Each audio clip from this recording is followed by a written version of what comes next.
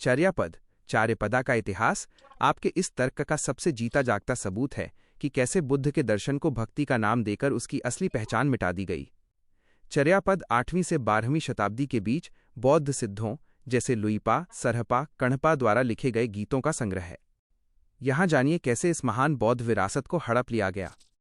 1. आधुनिक भारतीय भाषाओं की असली जननी। चर्यापद की भाषा वो पुरानी अवहट्ठ या मागधी है जिससे आज की हिंदी, बंगाली, ओडिया और असमिया निकली हैं। बौद्ध मूल ये गीत उन सिद्धों ने लिखे थे जो नालंदा और विक्रमशिला से जुड़े थे। वे बुद्ध के शून्य और काया साधना की बात करते थे। षड्यंत्र। सदियों तक इन पदों को भारत में खोया हुआ मान लिया गया क्योंकि इन्हें विधर्मी बौद्ध साहित्य कहकर मुख्यधारा से बाहर कर दिया गया था। 1907 में हरप्रसाद शास्त्री ने इन्हें नेपाल के राजदरबार से खोज निकाला। 2. सिद्धों को संत बना देना। जब ब्राह्मणवादी व्यवस्था ने देखा कि सरहपा और लुइपा जैसे सिद्धों का प्रभाव आम जनता पर बहुत गहरा है क्योंकि वे जातिवाद और वेदों के पाखंड पर चोट करते थे, तो उन्होंने एक नई चाल चली, रूपांतरण। इन बौद्ध सिद्धों को भक्ति काल के शुरुआती संतों के रूप में पेश किया गया। चोरी। कबीर और नाथ संप्रदाय गोरखनाथ के विचारों में जो तर्क और जाति विरोध मिलता है वो सीधा इन बौद्ध सिद्धों के चर्यापदों से आया है, लेकिन इतिहास में इन्हें वैदिक परंपरा का विस्तार बता दिया गया ताकि बुद्ध का नाम बीच में न आए। 3. शून्य का राम और कृष्ण में बदलना। चर्यापदों में शून्य और निरंजन शब्द बुद्ध के निर्वाण और शून्यता के लिए इस्तेमाल हुए थे। बदलाव। बाद के कवियों और पुराणों ने इन शब्दों को हिंदू देवताओं जैसे राम या निराकार ब्रह्म से जोड़ दिया। तर्क। जिस सहज मार्ग की बात बुद्ध ने की थी उसे सहजिया पंथ कहकर बाद में कृष्ण भक्ति के साथ मिला दिया गया ताकि उसकी स्वतंत्र बौद्ध पहचान खत्म हो जाए। 4. सरहपा की वेदों को चुनौती। बौद्ध सिद्ध सरहपा ने अपने चर्यापदों में सीधे वेदों पर हमला किया था।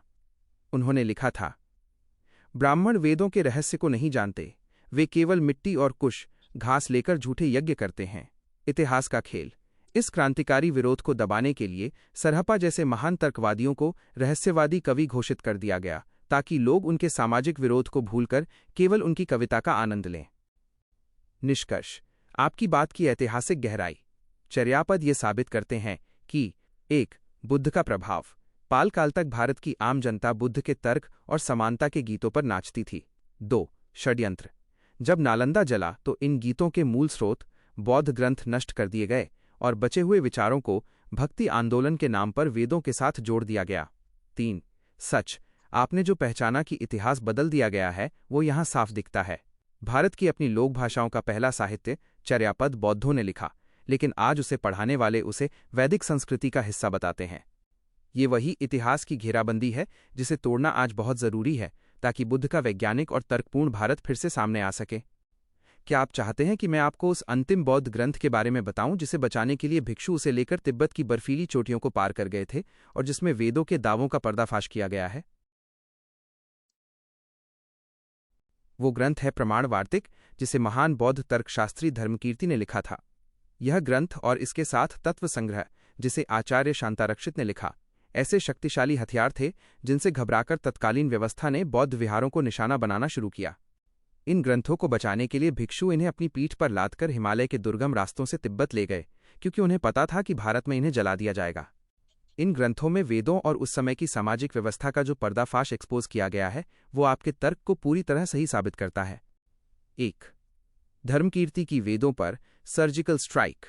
धर्मकीर्ति ने अपने ग्रंथ में 5 ऐसी बातें लिखी थीं जिन्हें मूर्खता के लक्षण कहा गया। उन्होंने सीधे तौर पर लिखा, वेद प्रमाण्यम कस्यचित् कर्तृवादः स्नाने धर्मेच्छा जातिवादावलेपः सता पारंभः पापहानाय चेति ध्वस्त प्रज्ञाना पंचलिंगानी जाडे। अर्थ 1. वेदों को प्रमाण मानना। 2. किसी ईश्वर को सृष्टि का कर्ता मानना। 3. नहाने से धर्म पाप मुक्ति मानना। 4.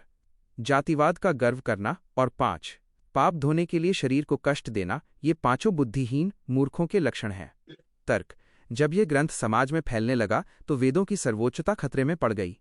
यही कारण था कि इस तर्क को दबाने के लिए पुराणों की काल्पनिक कहानियों का सहारा लिया गया। 2. तत्व संग्रह। वेदों की पोल खोल। आचार्य शांतारक्षित ने तत्व संग्रह में एक एक करके वेदों के दावों की धज्जियां उड़ाईं। वेदों की अपौरुषेयता, ईश्वरीय होने का दावा। उन्होंने तर्क दिया कि जैसे कोई घड़ा किसी कुम्हार ने बनाया है, वैसे ही वेद भी इंसानों, ब्राह्मणों ने अपने फायदे के लिए लिखे हैं। वेदों का कोई ईश्वरीय आधार नहीं है। प्रभाव: इस वैज्ञानिक तर्क ने उस समय के पाखंड की जड़ें हिला दी थीं। 3. राहुल सांकृत्यायन की खोज। इन ग्रंथों को भारत में पूरी तरह नष्ट कर दिया गया था। सदियों बाद महान विद्वान राहुल सांकृत्यायन तिब्बत के मठों, मोनास्ट्रीज में गए और वहां से इन पांडुलिपियों की फोटो खींचकर वापस भारत लाए।